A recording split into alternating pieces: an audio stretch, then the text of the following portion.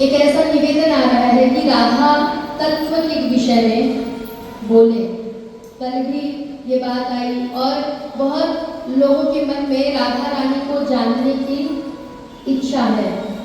तो वैसे तो जब महाराज की कथा का हम वर्णन करते हैं तो थोड़ा विस्तार में राधा तत्व के विषय में निवेदित करती हूँ, पर फिर भी आप सबके उत्साह को देख करके ज्यादा समय तो नहीं, पर संक्षिप्त में, क्योंकि राधा रानी क्या है, कौन है, कैसी है, इसका वर्णन यदि हम करने बैठे तो ये 7 दिवस की कथा केवल राधा रानी के चरित्र में ही समाप्त हो जाए। तो इसलिए राधा तत्व के विषय में बहुत संक्षिप्त में बोलते हुए, राधा रानी के चरणों का प्रक्षालन करते हुए आज हम कथा में प्रवेश करेंगे। तो सबके मन में ये उत्कंठा है कि राधा रानी कौन है। भागवत जी में राधा रानी के नाम का कहीं वर्णन भी नहीं है, फिर भी बिना राधे राधे कहे भागवत जी आहूत नहीं होते हैं। ऐसे कैसे संभव है? तो यहाँ संतों की वाणी से जो श्रवण किया वही मैं आपको बताऊंगी। राधा और कृष्ण तत्व अभिन्न है। राधा और कृष्ण में कोई अंतर नहीं है। कृष्ण सर्वशक्तिमान है। भगवान कौन है? जो परिपूर्ण है, सर्वशक्तिमान है, वो भगवान है। तो अगर कृष्ण सर्वशक्तिमान है तो उनकी अलाहादीनी शक्ति राधा रानी है। जैसे सामान्य भाषा में समझें तो दूध का रंग कैसा होता है? सफेद, श्वेत। तो यदि कृष्ण दूध है तो उसका श्वेत रंग जो है वो राधा रानी है। ऐसे राधा और कृष्ण में किसी प्रकार का कोई अंतर नहीं है। ठाकुर जी को हम क्या कहते हैं? बड़े कृपालु हैं, दयानिधि हैं, भगवान की कृपा बहुत बरस रही है। तो अगर श्री कृष्ण कृपालु हैं तो राधा रानी उनकी कृपा शक्ति है। ये राधा रानी है। और अच्छे से स्पष्ट रूप से आपसे कहूं तो ठाकुर जी के हृदय का जो प्रेम रस है उसका साक्षात मूर्त स्वरूप राधा रानी। अब आप उसको थोड़ा सरल तरीके से समझिए। जैसे आप हम पहली बार मिले, थोड़ी जान पहचान हुई, इसके बाद आप लोग बड़े प्रेम भरी दृष्टि से मुझे निहारते हैं, देखते हैं, है ना? बड़े प्यार से कहते हैं कि राधे राधे दीदी। मैं भी आपसे बड़े प्रेम से राधे राधे करती हूँ।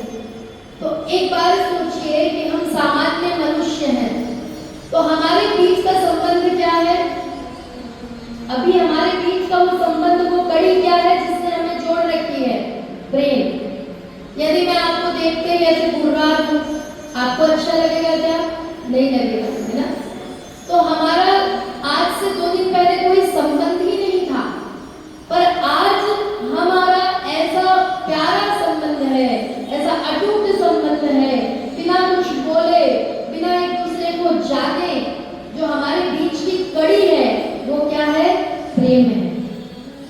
अब आप समझना, हम सामान्य मनुष्य के हृदय के प्रेम को इतने अच्छी और इतने विस्तृत दृष्टि से देखते हैं कि बिना प्रेम के ये संसार संचालित नहीं हो सकता, है ना? संसार को संचालित करने के लिए क्या चाहिए? प्रेम भाव चाहिए।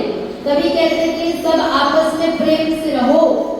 अब आप सोचो कि हम मनुष्य के हृदय का प्रेम यदि इतना महान है तो वो कौन है?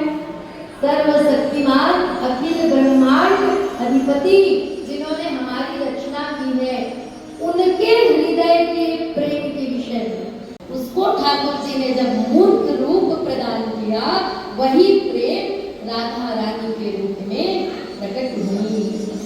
इसीलिए हमारे ब्रज में कहा जाता है कि राधा रानी ठाकुर जी की प्रेमिका नहीं है भक्तों, राधा रानी ठाकुर जी की आराध्या है, आराध्या। जैसे भैया लोग व्यापार करते हैं, बिजनेस करते हैं, कोई नौकरी करते हैं, तो ये सर्वप्रथम जा करके अपने गले का पूजन करते हैं, प्रणाम करते हैं। ये तो नहीं ना गले के ऊपर पैर रख के बैठ जाए। क्यों? क्योंकि उनको ये पता है कि मेरा पूरा परिवार, मेरा जो जीवन है, इसी शक्ति से ही संचालित होनी है ना। बस उसी प्रकार राधा रानी जो है वो ठाकुर जी की आराध्या है, और ब्रज में ठाकुर जी राधा रानी का चरण सेवा करते हैं, चरण दबाते हैं, चाहते हैं, श्री जी आप बताओ तो सही आपकी कैसे सेवा करूं। तो कभी राधा रानी कहती हैं कि मेहंदी लगा दो, ठाकुर जी मेहंदी लगाते हैं। कभी श्री जी चाहती हैं कि ठाकुर जी उनकी केस सज्जा करें, ठाकुर जी उनका केस को भी सजाते हैं। तो महाराज जी बहुत रहस्यमय लीलाएं हैं, पर इसका मतलब ये नहीं है कि श्री जी के मन में ठाकुर जी के प्रति कोई मान भाव हो। यदि ठाकुर जी के आराध्या श्री जी है तो श्री जी का प्राण ठाकुर जी है।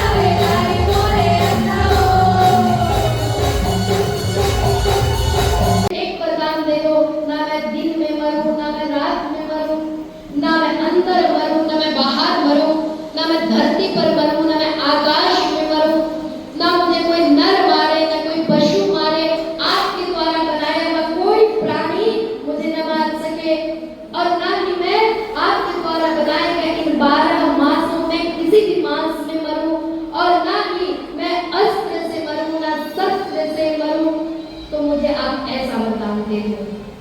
ब्रह्मा जी ने कहा तथास्तु।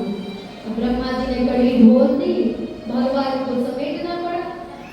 ब्रह्मा जी ने तथास्तु कह रहे आओ, हिरण्यकशिपु आया प्रतापी बन करके और चारों ओर हाहाकार मचाने लगा। प्रहलाद जी थोड़े बड़े हुए, संस्कार जो आपको बताया गर्भाधान पुष्पवत संस्कार हो ही चुका था। गर्भ में ही नारद जी ने दीक्षा दे दी थी, गर्भ में ही सारा सत्संग सुना डाला था, हरि कीर्तन सिखा दिया था।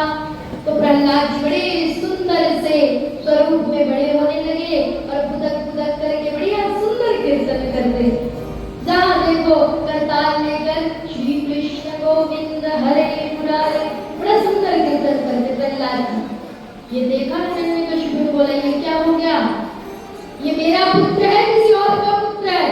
प्रहलाद जी कहते आप मेरे चरित्र पर शंका कर रहे हैं, ये आप ही का संतान है। तो कहें इस विद्यालय भेजो, इसे गुरुकुल भेजो, वहां तो सीख कर आएगा। और वहां के अध्यापकों को बुलाया, कहा देखो ये मेरा संतान है, इसे कूटनीति अच्छे से सिखाओ, अत्याचार कैसे किया जाता है, डकैती कैसे की जाती है, नारियों का अपहरण कैसा किया जाता है, आप ये सब शिक्षा दो, राजनीति कूटनीति ये सब सिखाओ इसे। ये क्या नारायण नारायण करता रहता है? अध्यापकों ने कहा महाराज आप चिंता मत करो, आप हमें ये दायित्व दे दो, हम इसको अभी सिखा पढ़ा कर लाते हैं। अब महाराज सिखाया पढ़ाया कुछ समय तक के, तो प्रहलाद जी पर कोई प्रभाव न पड़े। तो विद्यार्थी कैसा है वह अध्यापक एक ही दिन में समझ जाता है। अगर कोई टीचर हो तो आप उनसे पूछ लेना कौन सा स्टूडेंट कैसी पढ़ाई करेगा, टीचर एक दिन में समझ जाते हैं। तो महाराज अध्यापकों ने कहा इसको पढ़ाने लिखाने की क्या जरूरत है, ये तो पढ़ा पढ़ाया आया है। अब सिखाने लगे, बोला कि बेटा राजनीति ऐसे होती है, कूटनीति ऐसे होती है, तुमको ये सब सीखना है। प्रहलाद जी हाँ हाँ करें और जहाँ से चले जाए श्री कृष्ण गोविंद हरे मुरारे, यही चल रहा है प्रहलाद जी का। कुछ समय बीता, हिरण्यकशिपु ने कहा बुलाओ उसको, प्रहलाद को देखता हूँ कि कुछ सीखा पढ़ा कि नहीं पढ़ा। प्रहलाद जी आए, हिरण्यकशिपु के चरणों में साष्टांग दंडवत प्रणाम किया। हिरण्यकशिपु ने गोद में उठा लिया प्रहलाद जी को और गोद में उठा करके कहते वाह बेटा चिरायु भव, आयुष्मान भव, कीर्तिमान भव, मेरे अत्याचार को और आगे बढ़ाओ, उस विष्णु को मार भगाओ।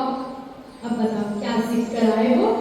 तो प्रहलाद ने कहा पिताजी ये जो सारा संसार है ये श्री हरि नारायण का माया जाल है, इसमें कभी नहीं फंसना चाहिए। जब मौका मिले सब कुछ छोड़ छाड़ करके भगवान का नाम लेना चाहिए, जहाँ कहा भगवान का नाम लेना चाहिए। हिरण्यकशिपु ने पटक दिया नीचे। आज ये दुष्ट, इस पर कोई प्रभाव नहीं पड़ा। तो जैसे कि कल चर्चा हो रही थी इस विषय में, चंदन की लकड़ी में नाग कितना भी लौट ले, चंदन की लकड़ी पर प्रभाव नहीं पड़ता है। नन्हे से बालक को ले गए और उसके ऊपर एक से एक अत्याचार करने लगे, पर्वत से फेंक दिया। प्रहलाद पर कोई अंतर नहीं पड़ा, बस हाथ जोड़ करके क्या कह रहे हैं, श्री कृष्ण गोविंद हरे मुरारे, हे नाथ नारायण वासुदेवा, जाको राके साइया मार सके ना कोई। अनेक यातनाएं प्रहलाद के साथ की गई, पर प्रहलाद जी ने भगवान का नाम नहीं छोड़ा। अब महाराज प्रहलाद जी फिर से विद्यालय भेज दिए गए, कहे और एक प्रयास कर लेते हैं। अब इस बार प्रहलाद जी ने सोचा मेरे अकेले से काम नहीं बनेगा, भगवान के नाम प्रचार के लिए मुझे कुछ और सोचना पड़ेगा। तो ये जो भक्ति है ना, कोरोना संक्रमण के समान है। कोई एक भक्त निकल जाए, कीर्तन प्रेमी निकल जाए, तो कीर्तन कर करके भक्ति कर करके वो संक्रमण को फैला देता है महाराज। अब प्रहलाद जी कहते हैं अपने मित्रों से, अरे मित्रों आओ एक खेल खेलते हैं। बोले क्या? लुका छुपाई खेलते हैं। ये आंखों में बांध लिया पट्टी और बोले चलो ये खेल खेलते हैं। बोले कौन सा खेल है? तो कहे देखो हम जीवात्मा हैं, तो भगवान को जब खोजते हैं तो भगवान की प्राप्ति होती है। बच्चों ने कहा प्रहलाद तेरी बातों में बड़ा आनंद आता है, लेकिन हमको तेरे पिताजी से डर लगता है। पर तू ये सब कहाँ से सीखा? गुरुजी ने तो ये सब पढ़ाया नहीं। प्रहलाद जी ये मेरे गुरुजी थोड़ी है, मेरे गुरुजी तो नारद जी हैं, गर्भ से ही सब सीख कर आया हूँ। तो कहा कि सच कह रहे थे गुरुजी, ये पढ़ा पढ़ाया आया है। तो बोले एक बार करके तो देखो हरि नाम संकीर्तन। अब महाराज जो जो प्रहलाद जी के टीम में है वो सभी बड़े आनंद से हरि नाम संकीर्तन करेंगे। उसके बाद नरसिंह भगवान के अवतार का हम सभी दर्शन करेंगे।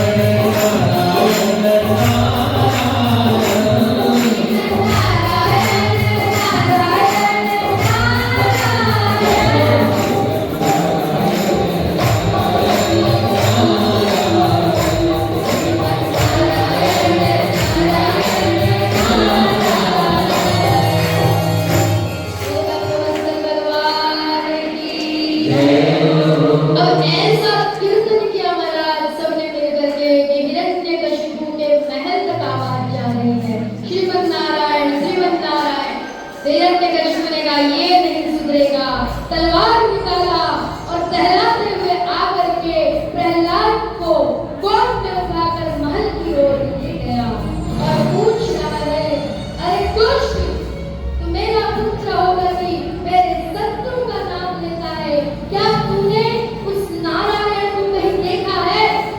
बता नारायण कहाँ है? प्रहलाद जी बड़े सरल भाव से कहते हैं, पिताजी नारायण तो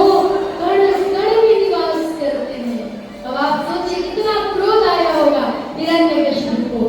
तो कहा अच्छा कण कण में वास करते हैं, तो ये बता क्या तेरा नारायण इस हम में भी है? तो कहा आप में है, हम में है, सारे संसार में है। इसीलिए कहते हैं विश्वोत्पत्त्यादि हेतवे मेरे नारायण सारे संसार में है। एकदम से रूप धारण करके सबको को पाप करके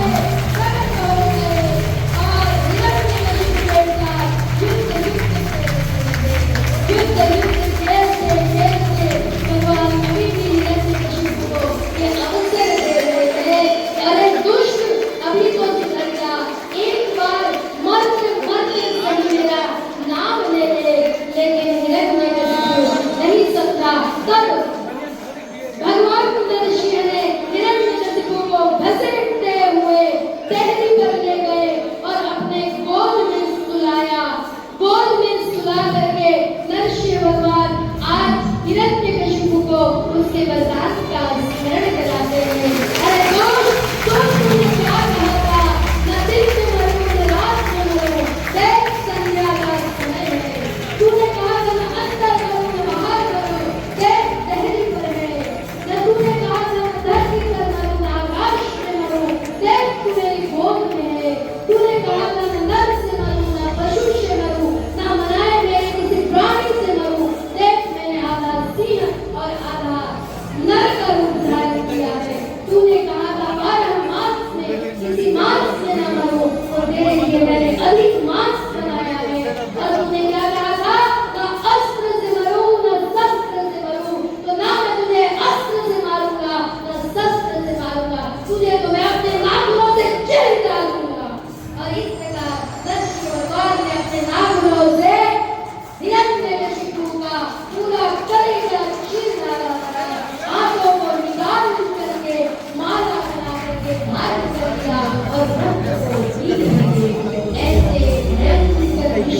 देखकर देवी देवता डर गए और डर करके भागने